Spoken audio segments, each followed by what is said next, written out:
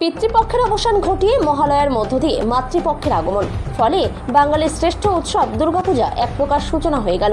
আর এই মহালয়ার পুণ্যতিথিতে রাজ্যে বিভিন্ন পুজোমণ্ডপ ভার্চুয়াল উদ্বোধন করছেন রাজ্যের মুখ্যমন্ত্রী মমতা বন্দ্যোপাধ্যায়। রবিবার সন্ধ্যায় কালিয়াগঞ্জের দুটি পুজোর উদ্বোধন হয় ভার্চুয়াল। কালিয়াগঞ্জ পুরসভার পুরপ্রধান রামনিবাস সাহা পুজো রামকৃষ্ণ সরণী সার্বজনীন দুর্গোৎসব কমিটি, অপরটি হল স্টেশন সংলগ্ন বৈশালী সংঘের পূজা ভার্চুয়ালি উদ্বোধন করেন মুখ্যমন্ত্রী মমতা বন্দ্যোপাধ্যায়।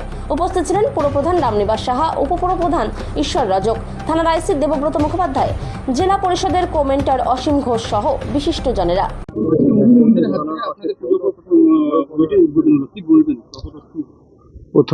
প্রথমে আমি কালিয়াগঞ্জের সমস্ত সাধারণ মানুষ, ভাই বোন, বন্ধু সবাইকে আমি শারদীয়া এই মহালয়ার পূর্ণ লগ্নে শারদীয়ার শুভেচ্ছা ও বড়দের প্রণাম জানাই। আজকে ভার্চুয়াল উদ্বোধনে যে আমাদের মাননীয় মুখ্যমন্ত্রী মমতা ব্যানার্জি যে উনি একটা ভার্চুয়াল উদ্বোধন করেন বাংলা জুড়ে, তার মধ্যে আজকে প্রথম দিনেই কালিয়াগঞ্জে দুটো পুজো ছিল। আমাদের একটা রামকৃষ্ণ স্মরণে আর একটা বৈশালী সংঘ।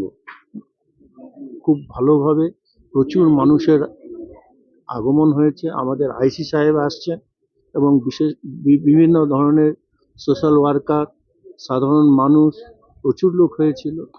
এই এক্ষুনি আমাদের জেলার আমাদের কালিয়াগঞ্জের পুজো উদ্বোধন হয়েছে, আপনি দেখতেই পেয়েছেন।